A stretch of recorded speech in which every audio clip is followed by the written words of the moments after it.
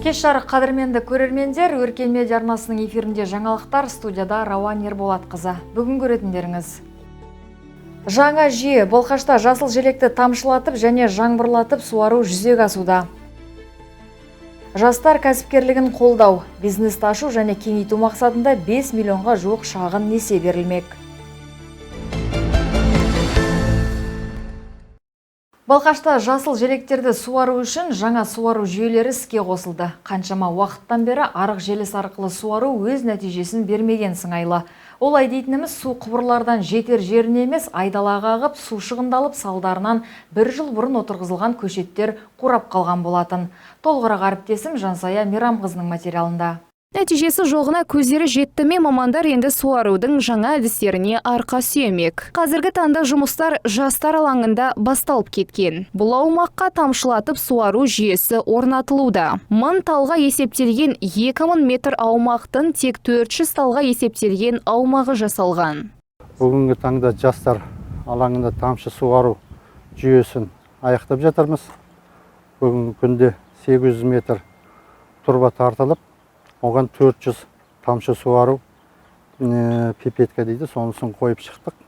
Тамшылатып суару суды шағын жіңішке құбырлар арқылы төмен жылдамдықпен өсімдіктің тамырына жіберу арқылы жүзеге асырылады. Бұл су тапшылығының алдын алуға бағытталған тәсілдердің бірі десек те болады. Әдеттегі суарудан ерекшелігі мен тиімділігі сол, су бүкіл топырақты суармайды, сәйкесінше тіршілік нәрі ысырап болмайды. Сондай-ақ басқа зиянды шөптер ағаштардың бой түзеп, күш алып өсуіне кедергі болмайды.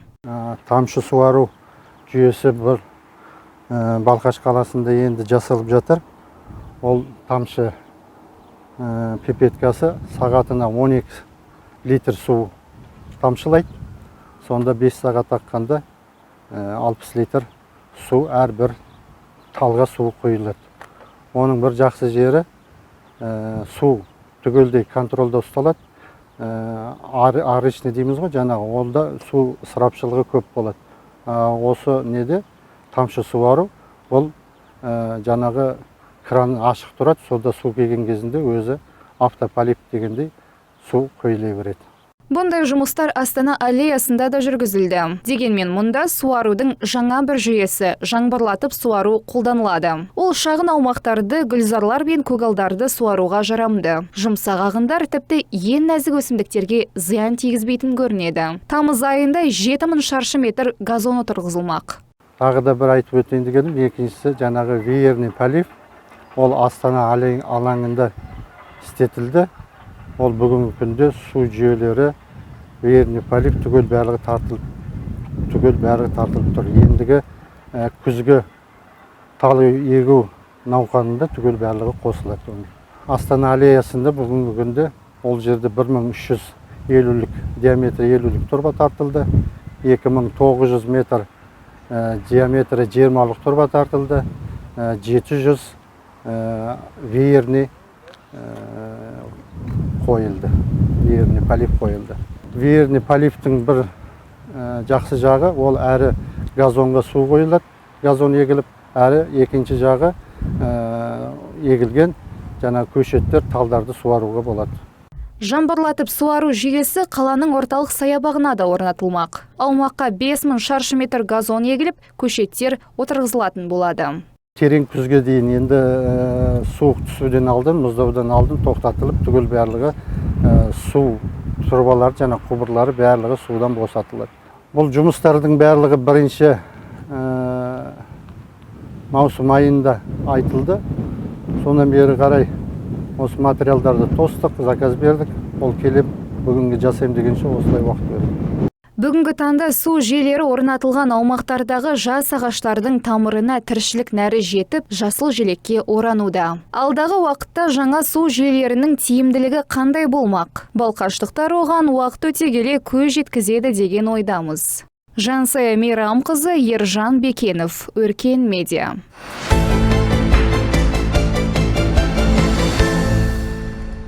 Өткен аптада Балқаш көлінде тағы бір ер адам судан ажал құшты. 64 жастағы жергілікті тұрғын көлдің терең емес таяз жерінде жүргеніне қарамастан қайғылы оқиға болып отыр. Осыған орай қалалық төтенше жағдайлар бөлімі тұрғындар мен қала қонақтарына көлге түсу ережелерін қатаң түрде сақтауды ескертеді. Құрметті қала тұрғындары және қонақтары, көл аумағында суға демалған кезде ішімдік ішіп суға түспеулеріңізді сұраймыз, және де балаларыңызды қараусыз қалдырмауларыңызды, белгісіз және де тыйым салынған жерлерге суға түспеулеріңізге, және де үрмелі катерлар мен қайықтармен шыққан кезде су үстінде көкірекше киіп шығуларыңызды, және де қайықтармен, катерлермен мінген кезде көкірекше киулеріңізді сұраймыз. Тағы да алысқа жүзумелеріңізді, және де жүзуге арналмаған жерлерде демалуға болмайды.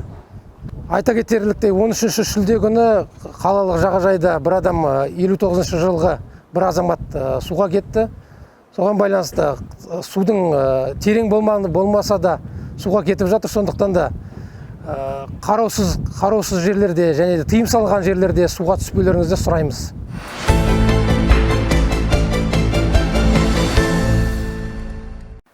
Бизнесті ашу және кеңейту мақсатында жастарға 5 миллионға жуық шағын несие берілмек. 21 жастан 35 жасқа дейінгі жұмыс істейтін жастар мен кәсіпкерлерге шағын несие мерзімін 5 жылға дейін рәсімдеуге болады.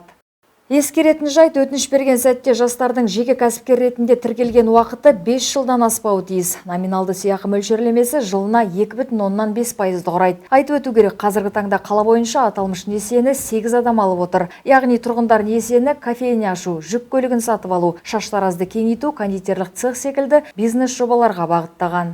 Шағын несиені алу үшін кепіл ретінде жылжымалы, яғни арнайы техника және жылжымайтын мүлік қабылданады. Бір кепілді мүлікпен 2 үміткер қатыса. Қосымша ақпарат алу үшін Балқаш қаласының мансаптық орталығына Уәлиханова көшесі 5-үй 13 кабинетке жүгінуіңізді сұраймыз. Анықтама телефоны 65070.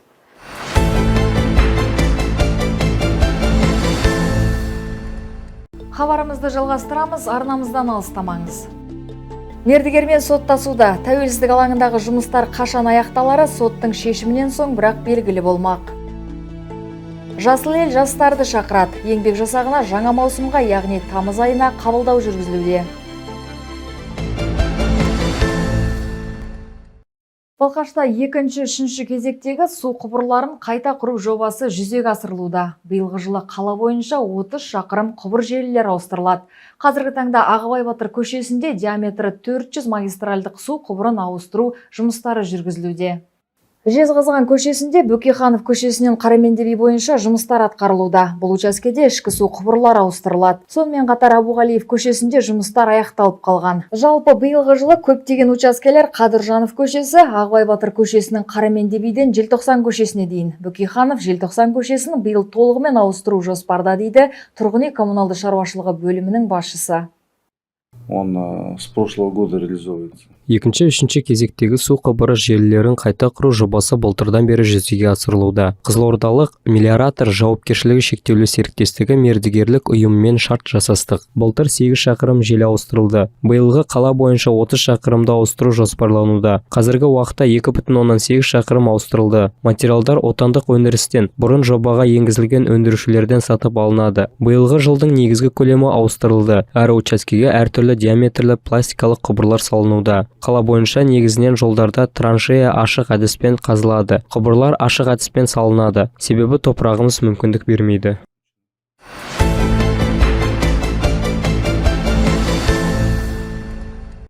Жасыл ел еңбек жасағына жаңа маусымға, яғни тамыз айына қабылдау жүргізілуде. Оған жазғы демалысын тиімді өткізсем деген 16 мен 35 жас аралығындағы балқаштықтар шақырылады.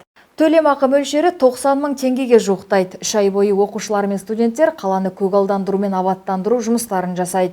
В данный момент получается... Әр күні әртүрлі объектіде тазалау, абаттандыру жұмыстары міндеттелген. Жас сарбаздармен ауа райына, объектінің жағдайына байланысты жұмыс атқарамыз. Жұмыс таңертеңгі сағат 9-дан кешкі сағат 16:00-ге дейін жалғасады. Балқаштықтарды бос уақытты тиімді өткізуге шақырамыз. Қосымша ақпарат бойынша жастар ресурстық орталығына келулеріңізді сұраймыз. Бүгінгі күні жасыл елде 44 жас еңбек етуде. Басым бөлігі қыз балалар. Алдыңғы маусымда оқушылар саны көп болса, бұл жолы студенттер көп жиналған. Жастар кезекті жұмыс күнін тәуелсіздік алаңынан бастады. Қала бойынша жастар алаңында орталық саябақта еңбек етіп, қоршаған ортаны қорғау дағдыларын игеруде. Қазір жасыл елде 2 апта бойы жұмыс істеп жатырмын. Жұмыс қиын емес. Әр күні жаңа тапсырмалар береді. Яғни әр көшені тазалауға, арамшөп жолға, арық қазуға береді. Біз оны берген тапсырманы уақытымен орындаймыз. Әр күні уақытымен жұмыс істеп, уақытымен қайтамыз. Жалпы жұмыс оңай емес, баршаны шақырамын. Жалпы мен бұл жұмысқа түскен мақсатым өзім үшін, және екіншіден қаланың тазалық үшін.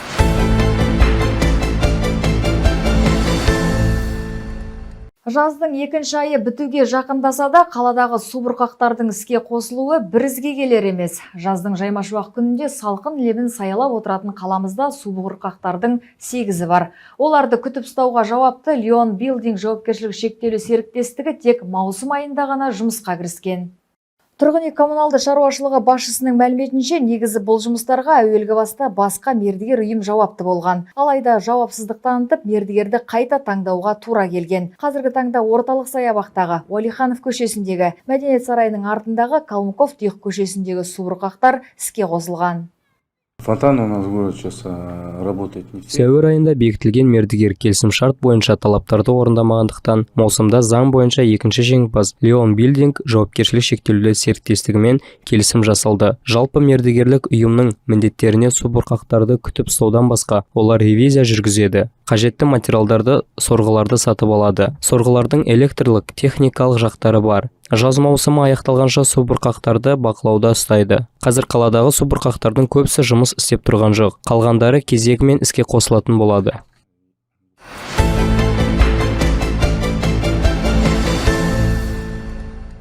Қайта абаттандырылуы сиырғымшақтанып кеткен жоба. Қаламыздағы тұрғындар демалатын әсем орындардың бірі тәуелсіздік алаңын жаңа кейіпке енгізу үшін мемлекет тарапынан 800 миллионға жуық қаражат бөлінген. Алайда жұмыстарға жауапты мердігер компания Лидер Строй Групп тиісті талапты орындамай, қазіргі таңда сотта келісім шартты бұзу мәселесі қарастырылуда. Толығырақ тілшіміз Айдана Жақсылық жалғастырсын. Еске сала кетейік, жөндеу жұмыстары осымен 4-ші жылға жалғасты. Жалғасты деген аты болмаса, алаңның бітпей тұрған жұмысы баршылық. Жұмыстарға жауапты болған мердігер компания Лидер Строй Групптың 2021 жылдан бері атқарған жұмыстарына келетін болсақ, Ағыбай Батыр ескерткіші абаттандырылғанын атай кеткен жөн. Батыр дулығасы түріндегі әткеншектер мен сәулеттік күркелер орнатылды. Кәріз және су құбырларын жүргізу бойынша бірқатар жұмыс аяқталды. Жарықтандыру кабельдері орнатылды. Жаңа салынған бөлігіне тротуар төселіп, орындықтар мен ойын алаңдары салынды. В текущем году идет неисполнение. Қазіргі таңда мердігердің ісі сотта қаралып жатыр. Ағымдағы жылы келісімшарт бойынша міндеттемелерді орындамау орын алды. Осыған орай жауапты мердігер компаниямен келісімшарт бұзу көзделіп отыр. Бұл өз алдына жеке жоба болғандықтан бір жоспар құрылған. Ал олардың тарапынан келіспеушіліктер болды. Яғни соттың үкімі бойынша қажетті шаралар қолданылмақ. Жалпы бұл жоба қашан іске асырылатыны да белгісіз. Барлығы соттың шешімінен кейін ғана белгілі болады. Алаңдағы жұмыстың аяқталуы тек тұрғын үй коммуналдық шаруашылық бөлімі басшысының ғана назарында емес. Ауқымды жобаның іске аспауына байланысты, тіпті сол уақытта қала тізгіні қолында болмаса да, Сапар Сатаев халық алдында өткізген тікелей эфирінде сиыр құйымшақтанған жоба үшін балқаштықтардан кешірім сұрап, мән-жайды түсіндіруге тырысып бақты. Планируем работы довести до конца на этой площади. Это действительно одна из таких проблемных объектов нашего города, которая на сегодняшний день затрагивает многие жители данные вопросы, и она, как сказать, на обозрении у всех жителей. Поэтому это правильно, я понимаю. Поэтому по этой площади за то, что там вот такие моменты происходят, я лично сам приношу извинения за неудобства, но в любом случае мы этот порядок будем приводить.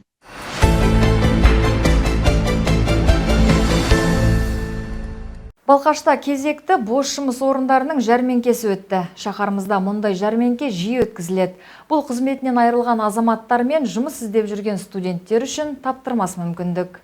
Жәрмеңкеге жұмыс іздеп келгендердің бірі 19 жастағы Дилназ Тілек. Биыл Әлихан Мусин атындағы Балқаш гуманитарлы техникалық колледжін ағылшын тілінің мұғалімі мамандығы бойынша тәмамдаған. Мамандығына сай жұмыс табу үшін мансаптық орталық Дилназға жастар тәжірибесіне қатысуды ұсынды. Мен бүгін жұмыс бойынша жәрмеңкеге келген болатын. Сол жерде маған жастар тәжірибесін ұсынылды. Бұл жастар тәжірибесі маған айтқанда 12 ай созылады. Яғни мен өзім мамандығым бойынша маған жұмыс табуға көмектеседі. Сол арқылы жаңа құжаттар толтырдық. Сол арқылы компьютерға тіркеп бірнеше мектептерге жіберетін болады. Еңбек нарығында өз орнын тапқысы келетін жастар үшін жастар тәжірибесі үлкен мүмкіндік. Жобаға қатысу ұзақтығы 12 айдан аспайды. Қатысамын деуші жастар жеке куәлігі мен дипломын ұсынса жеткілікті. Жастарға 30 айлық есептік көрсеткіш, яғни 103.500 теңге жалақы төленеді. Кейін жаңағы мектептердің өздері маған хабарласып, өзі жаңағындай собеседование шақырады. Солай жастар тәжірибесі арқылы мен 12 ай бір мектепте жұмыс істеймін. Кейін егер өзім шыққым келсе шауыма болады. Егер андай бір жағдайлар болып қалса, мектептермен сол кезде осы кісілер маған көмектесетін болады, жаңағы жастар тәжірибесіндегі адамдар. Алғашқы жұмысым үшін бұл жаңағы 103.000 зарплатасы маған көңіліме толады. Қарсы емеспін. Жәрмеңкеге 30-ға жуық жұмыссыз азамат қатысып, қорытындысы бойынша 2 адам тұрақты жұмыс тапты. 1 адам қоғамдық жұмысқа жіберілді, 7 адам алғашқы жұмыс орны және жастар тәжірибесі жобаларына, 2 адам күміс жас жобасына қатысуға ниет білдірді. Жансая Мейрамқызы, Ержан Бекенов, Өркен Медиа.